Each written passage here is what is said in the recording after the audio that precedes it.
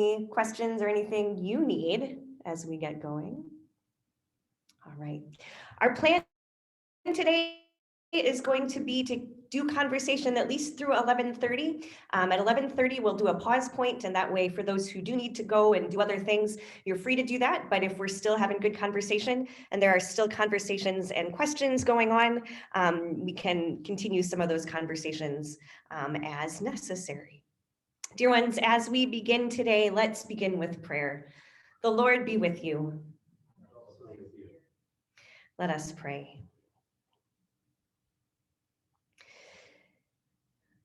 God of blessings, you put before Abraham and Sarah the promise that they would be the ancestors of many people and many nations, and you gave them faith to trust your promise even when they could not see its ending. Be with us today.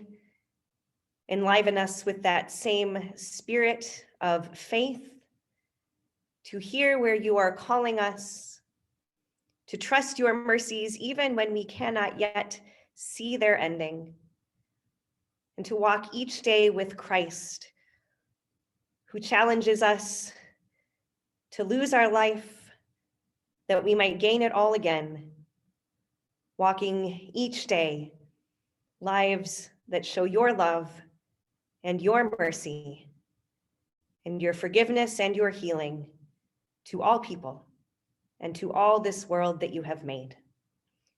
Bless our time together. Open our hearts, open our minds. Bless our conversations. It's in your holy name we pray. Amen. I'm going to hand things off to Troy here in a moment, but I just wanted to give, again, a little bit of a reminder of where we are in the process and what we will be up to today and what the spring looks like. So we are in springtime, which means this is when stuff really moves to happen with all of this good building conversation we've been having for more than 2 years. And so now is when some of the things that we've been working toward actually start getting put in motion. And the two things that are happening this spring are the conversation about the capital appeal and the process by which we raise funds and consider the funding for a building project, and the process by which we discern what the building plan will look like. So again, for the last couple of years, those two things have sort of overlapped in conversation. And now as we get to the spring, these are two parallel processes. They talk to each other, but they each have their own kind of particular details as we go forward. Last week, we spent some time reviewing the missional foundation for this project, talking about all the work that has been done over the last 2 years to consider our congregation, consider our current ministries, consider our future ministries, and really from that to determine our priorities as a congregation that then were the things that informed the drafts of the building plan that have gotten us to this point. So we reviewed a lot of those mission specifics last week, and Pastor Joe was with us to walk us through a lot of those. If you were here last week and you're still curious about looking at that map survey or some of the outcomes from those listening sessions with Pastor Joe, we still do have copies in the church office, and it is on the church website if you want to read that report in full. Today, our town hall now focuses on the building plans themselves.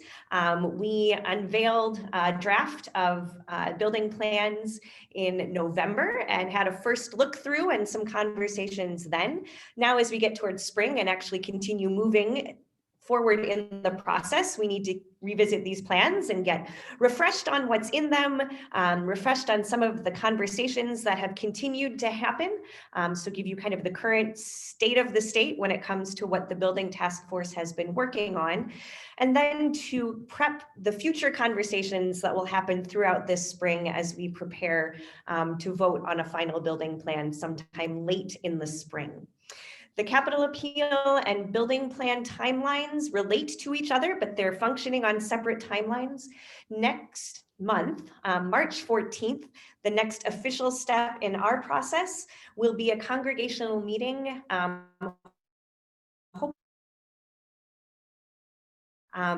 The continuation of the capital appeal, so moving into the public phase. Our building task force and some of our capital appeals team have already been at work behind the scenes in this capital appeal process with some lead donor visits, some preparatory conversations and commitments. So at this point now we are working toward turning the rest of the appeal loose and bringing it to the wider congregation. So March 14th is that vote to say, yes, we hopefully will continue the capital appeal process.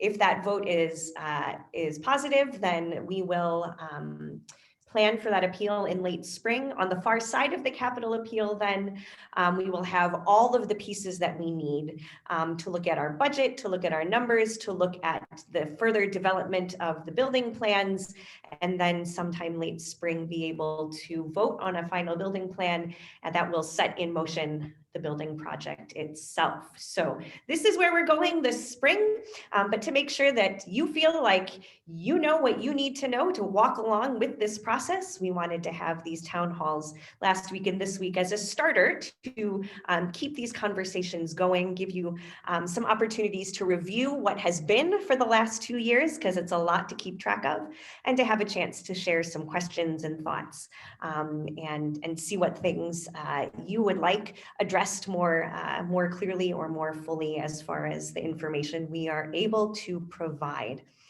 So that's where we are today. We are talking about the building. We will be reviewing the building plans, and Troy will help walk us through that. And then we will have time for questions and answers. And we will talk about that process a little more when we get there. But again, for those of you on Zoom, it is probably easiest if you're able to put your questions in chat, and we will feed those questions to KT as she helps walk through that question answer time. If you have trouble with that, though, by all means, we will provide opportunity to unmute and ask a question by voice. For those in the room, obviously, you just get to ask questions out loud. And when we do, we'll probably bring you up here with the microphone and so that your Zoom friends can see you. But we'll make all that work in a bit. Anything anybody needs before we turn things over to Troy? All right, Troy, you should be set to share your screen. Thank you, Pastor. Actually, Adrian and I flipped for it, and he won today. So he's going to be providing most of the content and detail, along with head architect John Wellenkamp, who is on the video call with us today as well.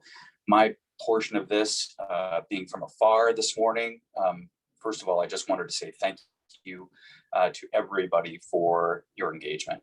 It's great to see everyone on the call today. It just underscores, right, how much we just miss being together as a community. Whether you are 100% on board or not quite there yet, want to be, everybody comes at this from a different spot. So my message to you this morning will be brief. On behalf of leadership that has been involved with this process for the last couple of years, I was encouraged to, by a very close friend of mine, part of the congregation, to be reminded that there are some really important things that we need to consider here as we talk about this together. And that is a few things. One, to speak with intention. One, to listen, to understand. Choose to be curious. Focus on the purpose. Be fully here, or be fully present. Let go of assumptions and expect unfinished business. Friends, it's easy to put ourselves in camps. I encourage you and invite you, and on to leadership as well. Let's raise the bar on walking through this together and make sure we're centered and focused on one goal. With that, I'm going to turn it over to Adrian and say thank you once again. Okay. I've had an exciting morning. We just got rid of a dead bat here just a few minutes ago. So Jake Nimrod, who I think is on, the bat is now fully removed from your classroom from this morning. I went in and Jake's group is in the hallway and I wasn't sure why they were in the hallway. And then I was like, oh, I bet there's a bat hanging out in there. So anyway, sorry. I digress a little bit. So a couple things as we get started to go through this. A quick reminder, when we began this process, there were 4 key components that we were really focused on as a building committee that the congregation really values. The first is worship and music. The second is hospitality and accessibility. The third that we have is youth and family ministry. And then last but not least, definitely is the aspect of social ministry. And so when we look at the spaces, just keep in mind the way that we came up with those numbers. For those of you that know me, I am not a numbers guy, but Greg McGowan, on the other hand, is. And the ELCA actually has a building for growth packet that they send out to everybody. And so when you're doing a building for outreach, it's extremely helpful. And so Greg and I sat down and he did the number crunching and I just nodded my head as he went. And so that's how we got to where we are. I just want to point out one other thing as we get started. I know at the last meeting, John Wallenkamp, who is here, made lots of notes as far as the project goes that people had thoughts of, including like the outdoor entrance and the elevation. And so none of that, John still has those notes, but we didn't pay for them to redo the drawings or anything yet. And so we're not going to get in the nitty gritty of that. We're going to do more high level looking overall at the project today. So with that, John, you're with me? Yes? Because there may be questions that I may call on you as we go along as well. So, all right. So let's just get a quick reminder of the outside here. So here are a couple of the renderings from the outdoor looking towards the congregation. So you see the parking lot. A reminder that we have 7 levels of the congregation, which is not very hospitable, nor is it very welcoming. And so in this plan, we're down to 3 levels, okay? And as you can see, the entrance, so the parking lot and the sanctuary are all on the same level. So this entrance from the parking lot, there's no stairs. You get to walk right in and go down a hallway and come right into the sanctuary. So no longer do we have to worry about elevators or stairs. Everything is on the first level for the Sunday morning worship experience and offices and such. And so we're really excited about that because that was a big deal. The other thing, when talking to Ann Garrett's, our ELCA consultant, one of the first things that she pointed out was how many entrances there were to the church. And so it wasn't even clear when you came on a Sunday morning, which door exactly you were supposed to come into. And so with this, there's 2 clear doors to come in. And so when you talk about welcome, that really is a big component, especially on a Sunday morning. And so a lot of this, as we're looking through this, I want you to picture yourself as a visitor coming to First Lutheran for the first time. A big part of it is, how do I get to where I'm trying to go? And so, yeah, we have this. And so you can see the Broadway entrance off there. You can see that we've taken down, we've taken down part of the education wing where it sticks out, and we've put a nice narthex and fireside room, again, all on the same level there, okay? All right, so this is where I do want to call John. Can you unmute yourself for just a minute, John, before we head into the sanctuary? Are you there? Yeah, I'm here. I'm here. John, could you walk us through, because one of the big questions is, how are we stabilizing the sanctuary? Okay, so I'm wondering if you could take just a minute, and as we're sort of looking at the outside here, how are we stabilizing the exterior of the sanctuary so we're able to keep that part of the community and the landscape here? Yeah, so really the sanctuary is going to be stabilized. Right now, where you had columns inserted into the main sanctuary, there's what they call a main frame up above the plaster that's actually holding the roof up. those main frames are constructed out of wood today. That's where you had some of the failures in some of those main frames. What we're going to be doing is those main frames will remain in place, and just the main frames run east and west, so perpendicular in the sanctuary. We're going to be installing new steel structure just north of each main frame and just south of each main frame. So actually the existing wood frame will be left in place, but there'll be a new structural component just north of it and just south of it, which we structurally designed to do what the original wood frame was designed to do. Wood frames, just to get in a little bit of structural analysis, wood frames have design safety factors into it of just to carry and do the performance that it's needed to do. Steel structures today, steel has a 1.66 safety factor. So the steel frame naturally will even inherit more structural, in addition to we're leaving the existing frame in place. So you're going to have quite a bit of redundancy in safety factor of what we're doing. The reason for doing those two different frames instead of removing that frame is you can imagine all the costs associated with trying to hold up the roof if you actually remove that wood frame. So between those frames, there's what they call purlins at the roof deck. So we're actually going to save money by putting an additional component on opposite sides of each one of them. Then we don't have to remove anything. We can save a lot of demo work associated with that, and then plus have additional safety factor into the roof structure. Okay. All right. Thank you. And John will be around for questions too as we go as well. So one of the great things that I'm excited about this proposal is for the town and the city itself, the skyline is staying very similar to what it is now.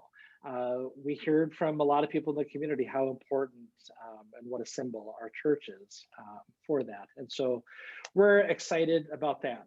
All right. So let's go ahead. We are going to head now to the first floor of the sanctuary. Okay, so just to answer, sorry, I just sort of peeked at that. The cabling and the columns, and John, you can tell me if I'm incorrect, which happens on a sort of regular basis, all of those are gone with this. Okay. 100%. The reason for the new frames is so we can bring the sanctuary back to its original state without the cross ties and the added center supports. Okay, so another question, quick, John, since I have you. What about, okay, so the walls have come out a little bit. How does that keep the walls together? Does that make sense? Yeah, so the new frames will act as the same buttress. The original wood frame, that's what the original wood frame did, was held those walls from bowing out. Obviously, the failure is what caused that bowing. The new structural frames will be designed to help buttress that and stabilize the walls from shifting out. Okay, very good, very good. All right, so we are gonna come into the sanctuary now. And again, remembering accessibility, worship and music, youth and family, social ministry. And so if you see on the bottom of the screen, I don't know if you guys can see my arrow. Sorry, I should know better how Zoom works. But this is the main entrance off of Broadway here. And so there's a little entrance to come in.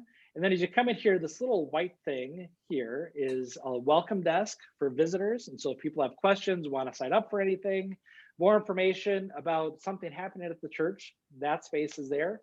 Over here on the left-hand side, that is the entrance off of the parking lot, okay? So when you come in there, one of the great things, when you come into this entrance, you look and you'll actually be able to see the sanctuary when you first come in, so it'll be really clear. Just above, as you come in, there's an office / welcome space. And so during the week, this will be the main entrance for people to come into. People will come in, they'll be able to be greeted right away. It'll be clear on, we'll have somebody there to help direct people during the day. As you can see over here on the bottom of this entrance, this is our elevator. And yes, the elevator is large enough to put, wheelchair in or a gurney in, and so they'll all be up to specs. And so we have one elevator that will make it to all 3 levels, which from an accessibility standpoint will be absolutely fantastic. So here's the staircase that will go up and down as well.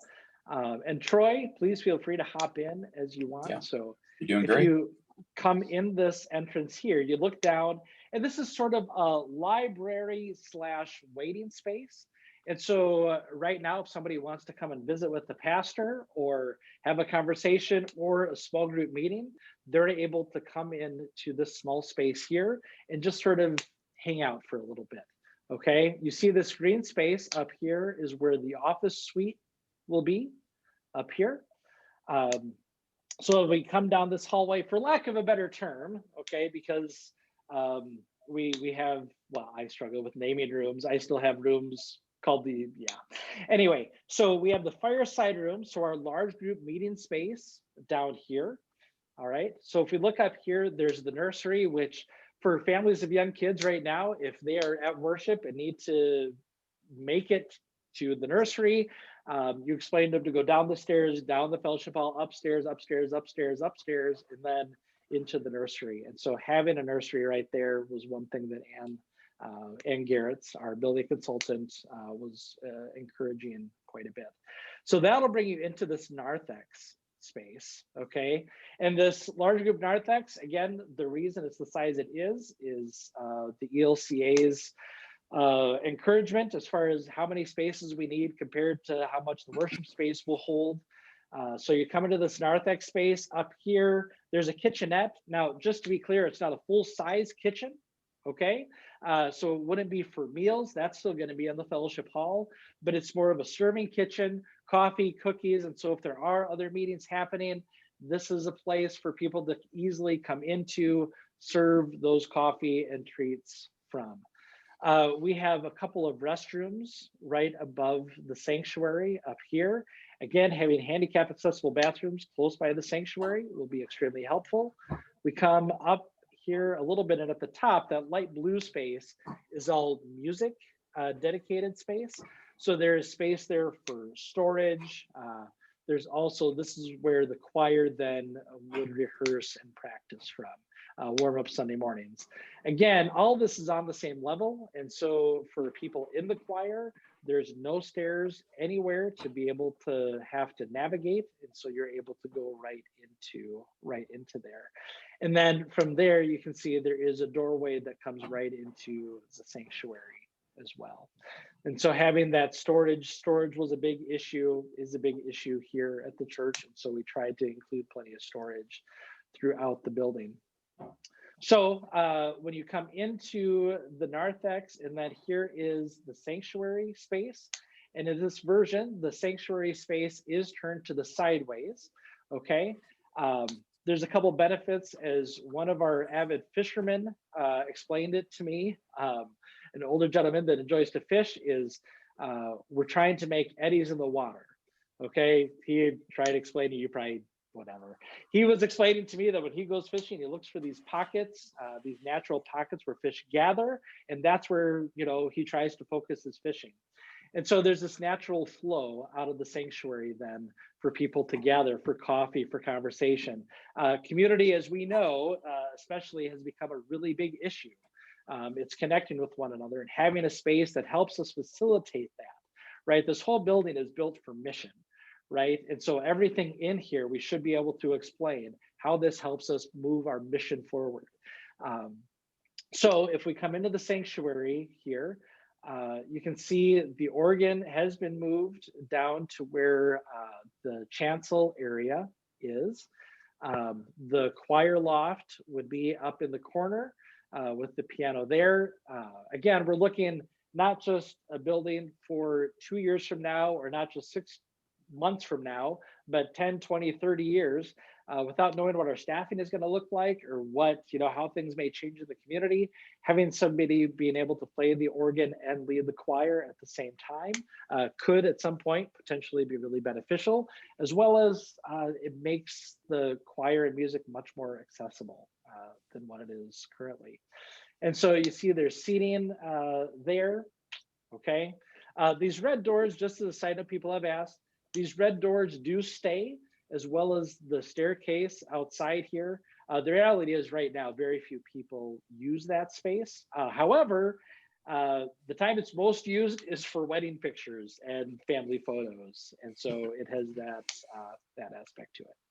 Okay. Adrian, if so I could jump in here, Yeah, go just ahead. quickly, a couple of other advantages, because there are pros and cons to reorienting the sanctuary. And it's not something that the building task force was in complete agreement about. And that's a lot of the feedback that we're getting, frankly. And I think that's fantastic. We're going to be of different minds on this, but just wanted to point out a couple of other benefits to reorienting the sanctuary this way, is that not only provides the flow from the back of from the narthex directly in, so processing and things of that nature, but it also provides nice overflow seating into the narthex when we've reached capacity in the sanctuary. The other thing that it does, and you mentioned the accessibility to from a music perspective, the organist doesn't have to go up and down the stairs to play the piano and the organ, but also it elongates the front of the sanctuary where the altar is, and it makes that a wider space. So it gives us the flexibility to do lots of different things. Just flexibility, just areas of opportunity, whereas right now where it's north-south, we enjoy lots of fantastic things, but it is narrower. So I just wanted to add those as well. Okay, all right. So let's move on. I'm told, sorry, give me just a quick second here. I'm gonna try to turn my volume up just a little bit. So hopefully that helps a little. All right, so we're gonna run through really quick. We move ourselves upstairs, okay? If I can see that, there we go. All right, so this is the upstairs. On the left-hand side, you can see the elevator comes up here, and here the stairwell. All right, so you come in this entranceway. There is a check-in station right away. Again, safety is becoming more and more of a factor as far as student and family ministry goes. And so being able to only have 2 entrances really where people are coming in and out is going to be extremely helpful. So these are basically small group rooms. Up here, we have a couple large group spaces for our large group time that we have. Having handicap accessible bathrooms up here will be extremely helpful. And so you can see there's just some office space, storage space. And so we're really excited, Jill and I are, about this new space that we'll be able to have. We have a student right now with a broken leg, and to watch his mom have a baby and try to help him get up the stairs. I'm really excited about actually having an accessible education wing. This white space here, you can see, is just the narthex is a 2-story narthex. And so that's why there isn't anything here. You see the balcony. And so from the elevator, you can come around here to get to the balcony. The balcony, a lot of it will be used for tech. As you know, we've done a lot of online worship, and so that is not going to go away anytime soon. So having a dedicated space for that is going to be extremely, extremely helpful. Okay. And finally, we're going to run to the basement.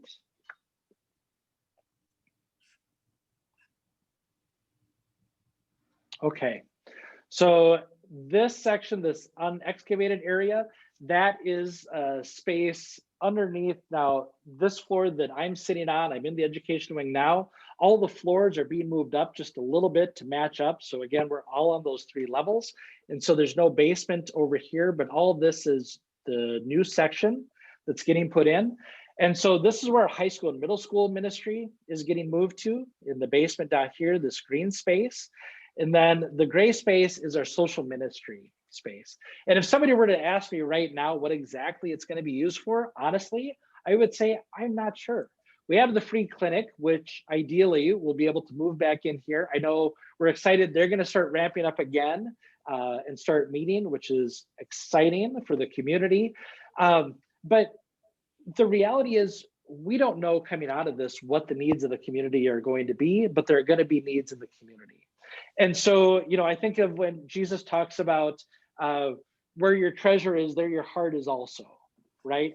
And so putting money and time and effort and a space for this, for mission for our church, I believe is going to be extremely valuable. Whether it's LSI using it for counseling or for site visits for students, whether it's the free clinic or other things that may be needed, we're excited about having a dedicated social ministry space. And so this elevator and this, now you see there's a wall here, but this actually goes into the fellowship hall. Fellowship hall is basically unchanged. Kitchen gets a facelift on it. And so all of this, 3 floors, accessibility, we're really excited about the direction that this has gone. And so as you can see, there are a couple of bathrooms downstairs as well. Okay, so that is the quick run through on the building. Yeah, Troy, do you want to add anything to that? I know I've been getting some questions here as well. So no, I think just jump right into Q&A. Okay.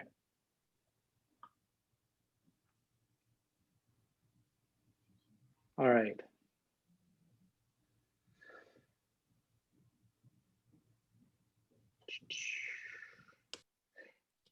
John, sorry, I know KT's going to hop on here too, but I got a couple questions on my phone. Oh. Yes, Adrian? Okay, sorry, there was a huge echo going on there. So I did get a question. What are the steel frames that hold up the sanctuary? How are they kept off of the ground? What are they connected to? The steel frame and the sanctuary. Yeah, they'll be load bearing back into the top of the wall system and or a girder truss that's going to help frame the large opening that's going to go to the west to connect to the gathering space. So currently those frames connect to the walls and buttress. It'll do that same thing. Okay. All right. Very good. KT, I'll let you take over from here. I know I'm getting some questions over here, but I'll let you kind of kick that off if you want, because I'm looking for some answers as well.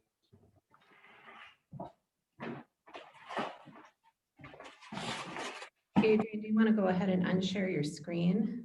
Oh, I suppose I could do that. I thought for some reason oops. Am I still on? Yep. Yep. Hey, I don't know if I can boot you.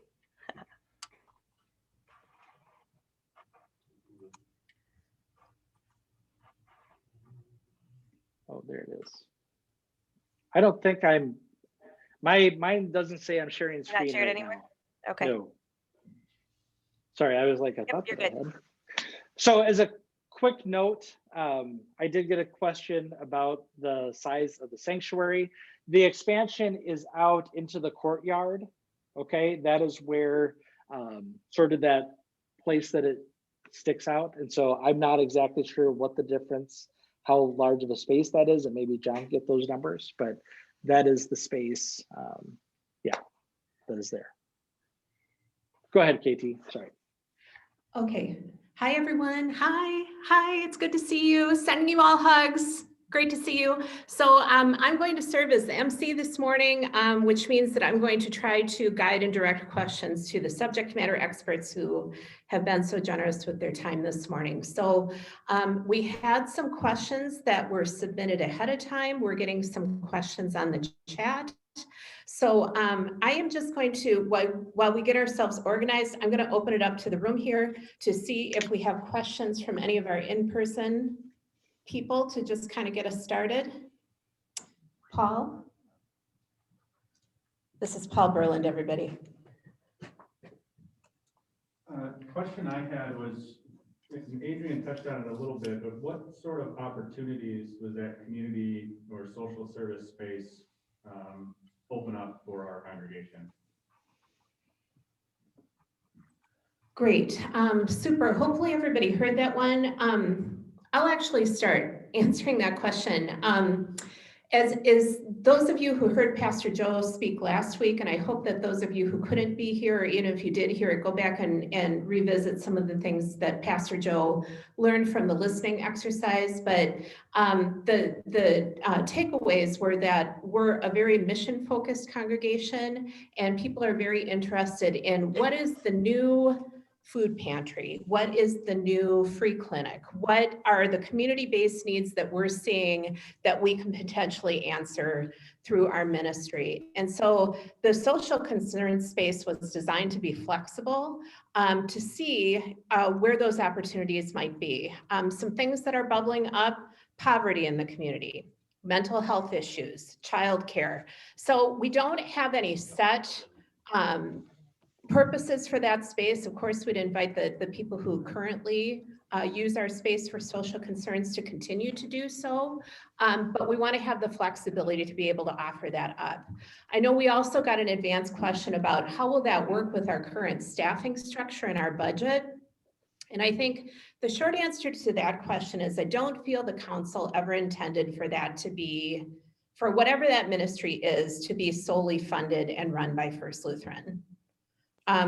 The food pantry didn't work that way. The free clinic doesn't work that way. So I think that, like anything, it will be a partnership-based opportunity where we will leverage volunteers in the community, other agencies in the community, perhaps like-minded organizations to be able to help with those sorts of things. That is something of the entire, just editorially, the entire building process I'm most excited about because the needs are great. And the opportunities are great to help meet those needs. So others, what are we getting on Zoom? Does anyone want to talk out loud? We'll start with safety questions. Okay, safety questions. How many ways are in and out, and are we going to be safe for tornadoes, like the fellowship hall? Okay, so safety with access in and out, and safety in the fellowship hall for tornadoes. So I am going to pass that over to the architect, I think. Yeah, we haven't analyzed the building for safety, tornado, anything like that. Obviously, the current state that the lower level is in now, you would have that same safety factor.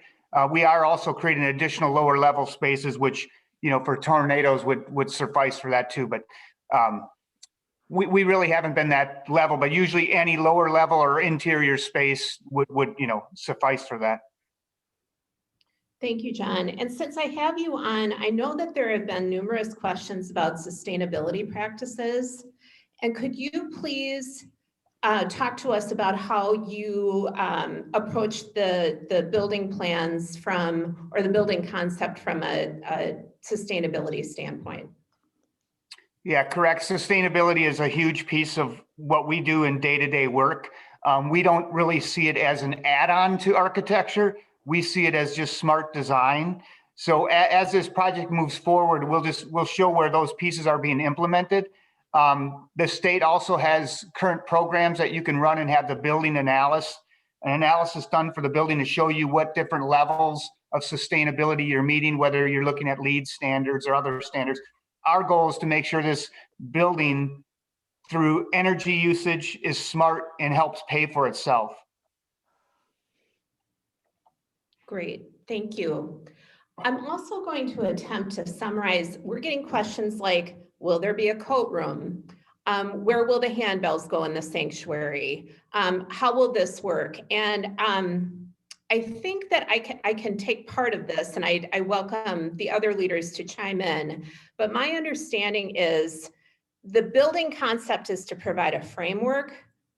So we're baking the cake. Those types of things will probably be icing and decorations that we add later for the cake. Is that an accurate summary of what we're looking at now versus what we will see later? I know there was also another question about, this looks quite modern. How are we going to retain the look and feel? John, correct me if I'm wrong, but I don't think these drawings were ever intended to be, this is what this is going to look like when this is constructed.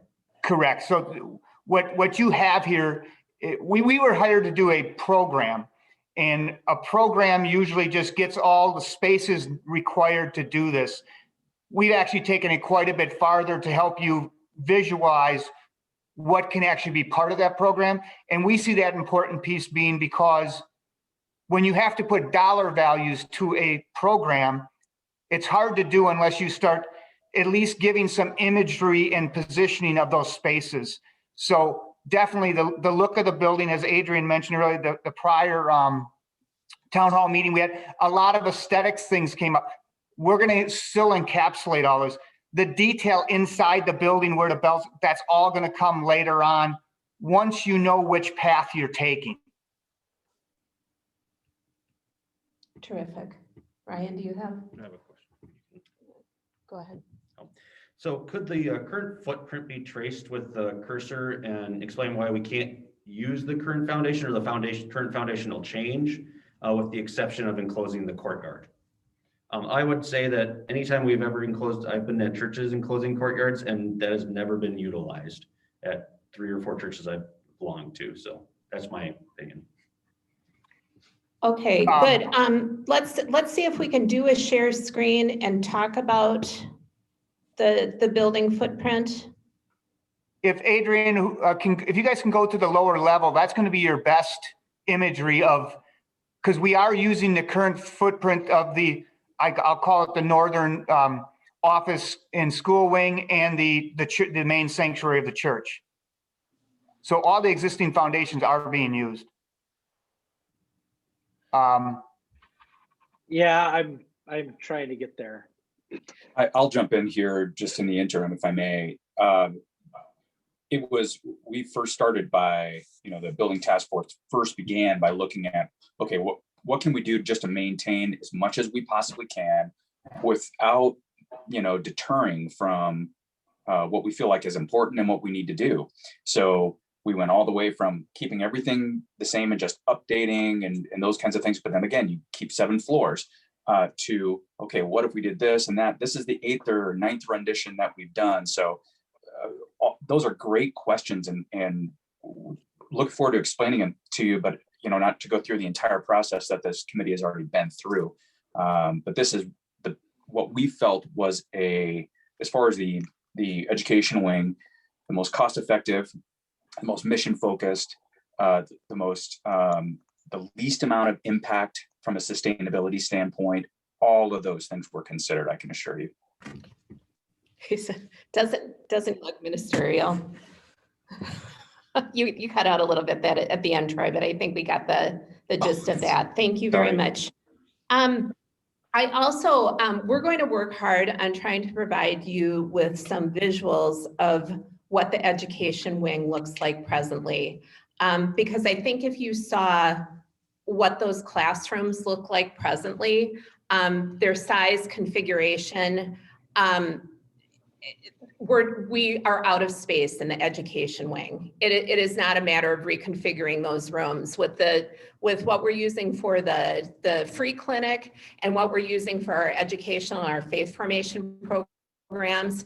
Added space is necessary. And I think if you had a chance to take a walk up there on the 2nd and 3rd floors and took a look at those rooms, you'd understand what I mean by that.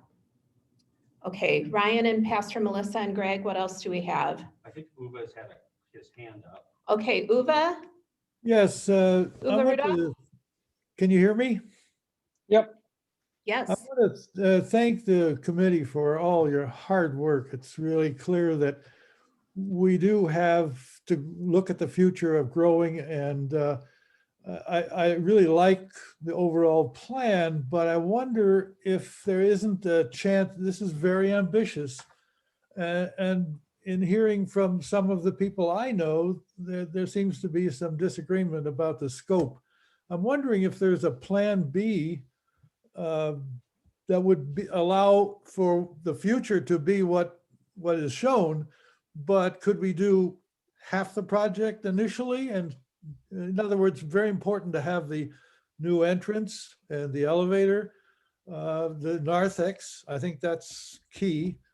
But I'm wondering if we need to spend a little more money on architects to study other stages, phases, a plan B that would incorporate the future possibility for the Cadillac version. In other words, can we have a a Buick version first and then be able to continue at a later date for the Cadillac version. I guess I'm concerned about the finances of this project. Thank you. Adrian, Troy, Pastor Joe.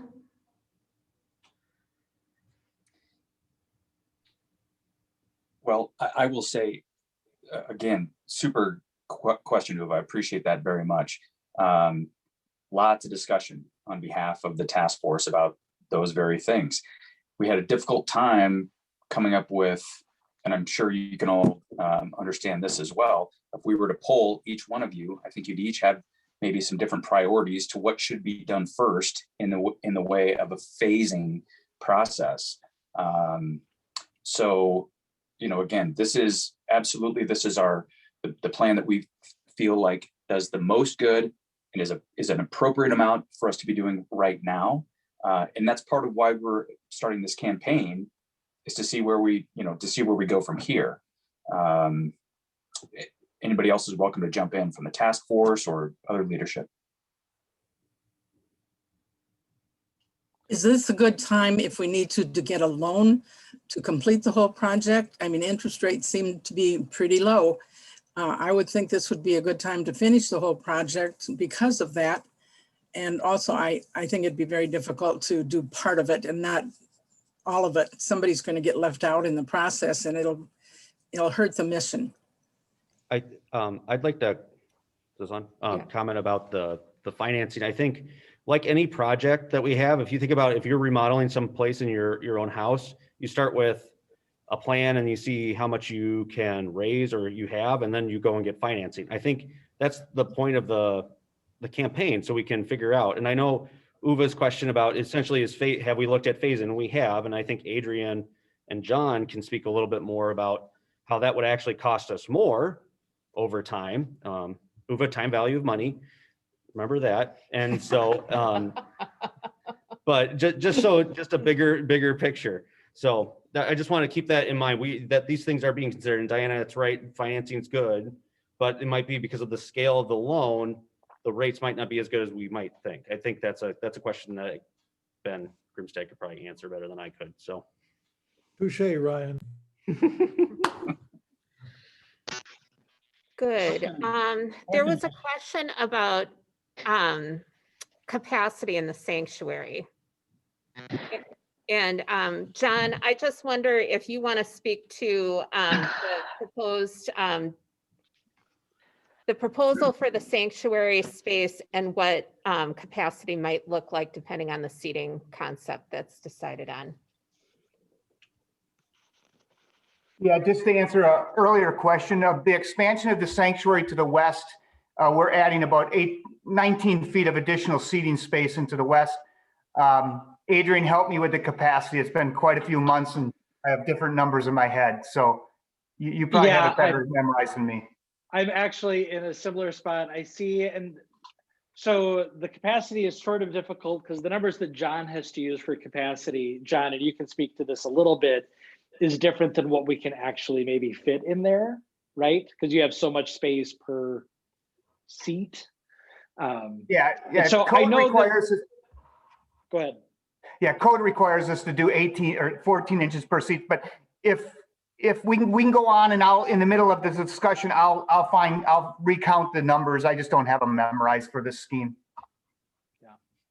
Can I do want to? I asked the question about dimensions, and excuse me, I wasn't thinking about capacity.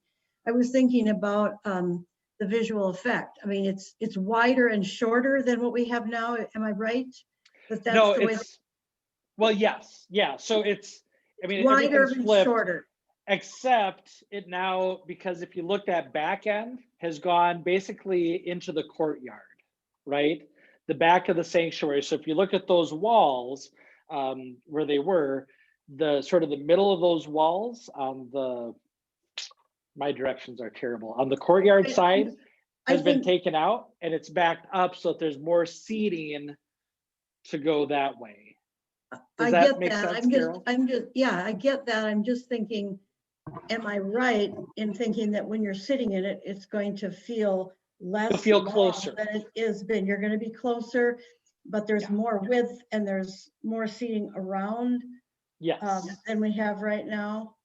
correct. Yes. There's And then a, sorry, ahead. can I jump over? I know, so Leslie, to answer your question, because she asked about the courtyard, or she made clear what she was asking about the courtyard. So essentially that's where the fireside room is, okay, Leslie? That's what we're taking out. And so the building I'm in right now, the foundation and everything are staying exactly as they are. And in fact, the walls, if you look behind me, the walls right over there are staying where they are, okay? The idea is basically the courtyard over to the parking lot in front of the education wing. That's basically the new building. Now, if you're wondering about the fireside room, where that is, if you want to come up sometime, I'm happy to show you. We have a lot of leaking, and actually that fireplace, the chimney, there are a lot of structural issues with that that we need to get taken care of. And so that needs to come out. There's issues of water coming in, or we've had issues with water coming in the front of the fireside room and in front of the youth room in that. And so that space is not structurally sound as it is. And so that's why we're looking at taking that out, if that helps answer your question. And then to add on the dimensions, the current east-west width of the sanctuary is 54 feet. And the north-south is right at 61 feet. So yeah, as we rotate that, your new length will be 74 feet. So essentially, you're gaining 20 feet in length. And 60. So the proportions almost of that, the length is going to be there. It's got that in or out of, the wall step as you head west too. So. I have a couple of questions here related to ceiling height. There's one related to how much does it cost to move the organ downstairs? Will a sprinkler system be installed? Those sorts of things. And I guess to just kind of tick these off, there is a drawing of a second ceiling concept that is not the height that it is presently, but it's quite a bit higher than the initial concept that was shared.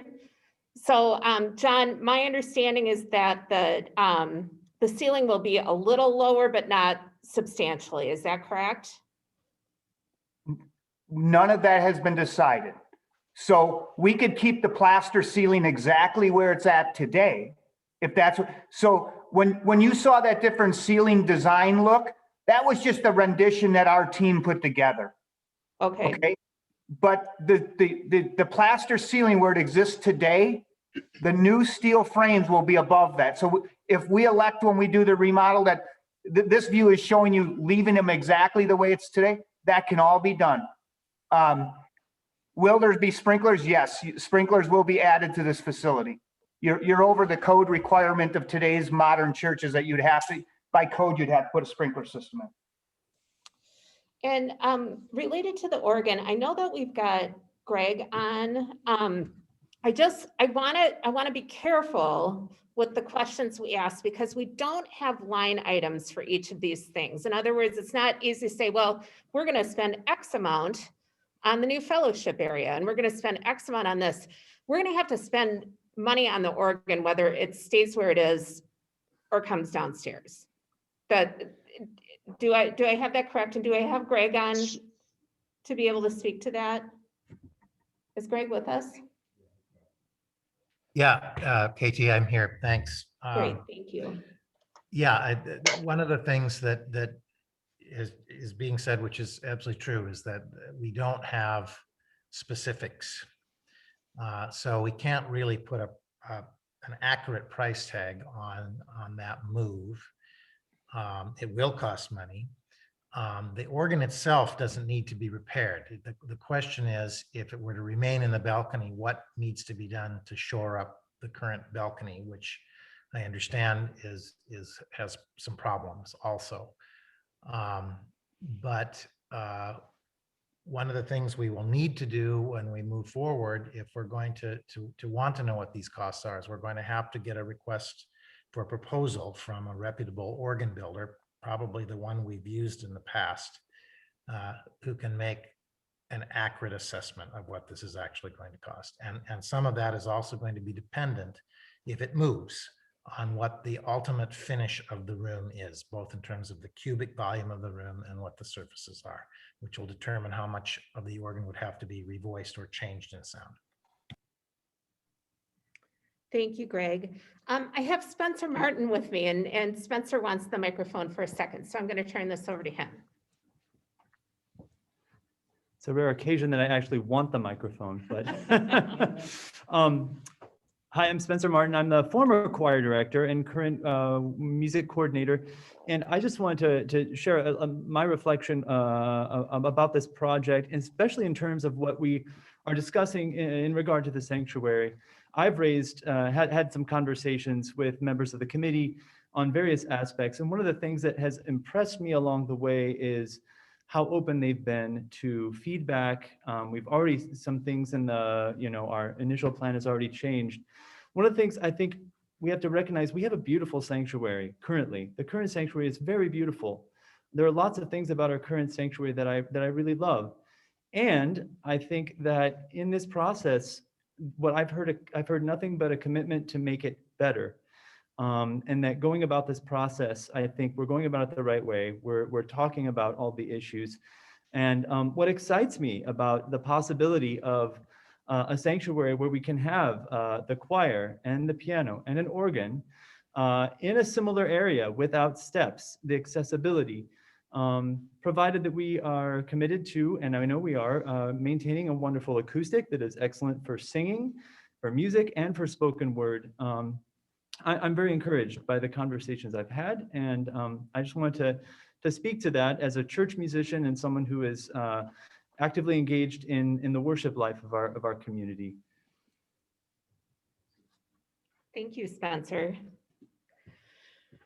What other, you guys are just asking killer questions, and I'm so proud of you. So thanks for being part of this discussion and for asking such wonderful questions. What else is on people's minds? I'm gonna jump in here quick as I see Jim Martin Schramm, or I guess Jim or Karen, I guess I don't know which one, asked the question with the $5 million estimated cost. Actually, so the cost is somewhat in flux, to be honest with you. So the original plans were different than what we had now, with different square footage and a brand new build. Instead of using the building that I'm standing in now, everything was torn down, but we made some adjustments to help this space be a little more green than it is. But that $5 million mark was the original value, and we've left that just because, in conversations with John, unsure on prices of things, but that did include some costs for moving the organ, as well as around a $750,000 contingency fund that would help pay for other things as they come up. And so the short answer is yes and no, if that makes sense. But that $5 million would for sure cover the cost, or should be able to cover that cost, assuming those estimates are still correct. John, did I say that correctly? Do you want to jump in? Wallenkamp? Adrian, if I could just. Oh, go ahead, Jim. Thank you for addressing that, and I certainly understand why the final price tag obviously will be in flux. Another question I have has to do with fire suppression, and I ask it because I was on a community leaders meeting this last week with Mayor Borowski and other folks in our community who are, the focus of that meeting was on the very large need for childcare in our community. And, there are so many regulations associated with the provision of childcare. One of those is, you have to have a space that has fire suppression and then access to green space as well. So I'm just curious about that. I mean, we're in a fortunate position, I guess, as a congregation to be considering significant changes to our buildings. And from my perspective, it would make sense for us to do that work in such a way that a variety of social ministry opportunities are possible. And so I'm just curious about fire suppression and whether especially in I think of it as the education wing, if that part of it is going to be, have a fire suppression system. Yeah, the building will be 100% up to code fire protection all the way through the entire facility, existing and new. And let me jump into one of the benefits of this committee. Carrie Nimrod was on this committee. Carrie's someplace, I think, on here.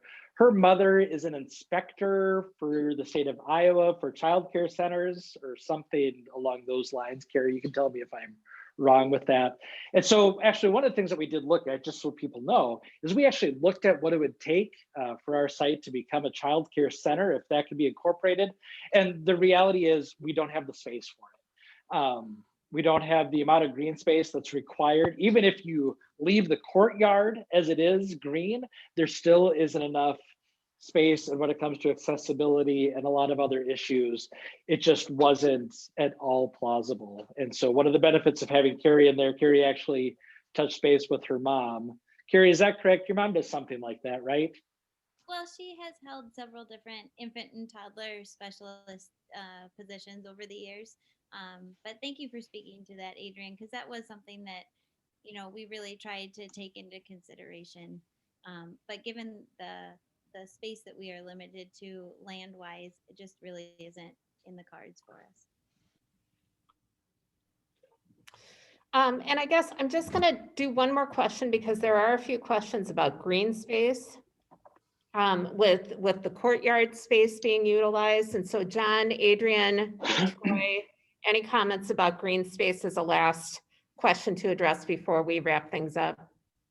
It was a part of our conversations as a task force, and we talked about it a number of times. We looked at a few different options that provided potentially space where it is now, as well as on the northwest part. I remember we talked about sort of a fenced-in playground area back there.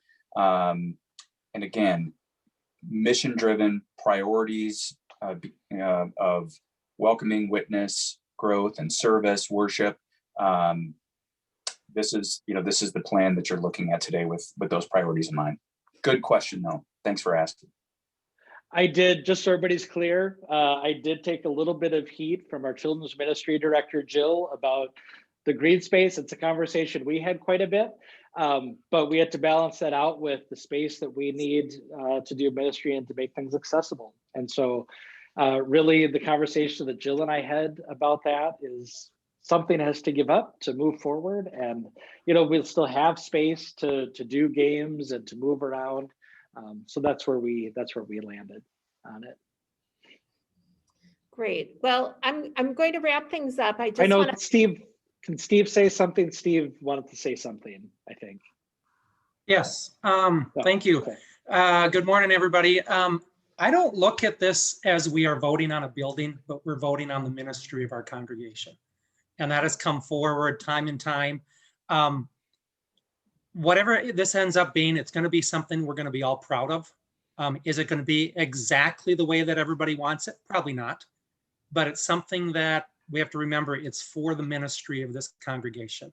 And it's not about the building, it's about the ministry. And I want to thank the committee. I know they've had a lot of work going through many different ideas and everything like that. And I have 100% confidence that what they come up with is going to be something pretty awesome that we can be proud of. Great. I don't think I can say anything better than that. So thank you, Steve. Thanks to all of you. Be well and be kind. Talk to you soon. All right, before everybody signs off, I get to be the announcement reminder prayer person. So announcement reminders, March 14th is the congregational meeting. The agenda item there is to vote to move forward with the public face of the capital appeal process. That vote on the 14th is not a vote on a building plan. It is simply a vote to continue the capital appeal process so that we can let that piece of the puzzle work itself out. As we continue this spring, the pieces of the puzzle that we're working out are final design plans, more questions about kind of what the final building proposal will look like, and our ability to fund it. So we just continue with with this capital appeal process to give us all the tools we need to work toward a final building project. So that vote will be on March 14th, and we will send out more information about that meeting. In the meantime, if there was a question you had today that didn't get answered, or if you wake up at 2 in the morning with other questions that you wish could get answered, never fear. We will continue to collect questions and provide answers as we are able, and especially as we continue to work toward a final building plan, we will be sure to have more opportunities for conversations like this as we go. So this is not your last opportunity to talk about this. There will be more opportunities, and we love to receive more questions and anything that we can do to be helpful in providing information and understanding as we go. Finally, friends, because it is what I do, let's close in prayer as we head off into our day. The Lord be with you. Also with you. Let us pray.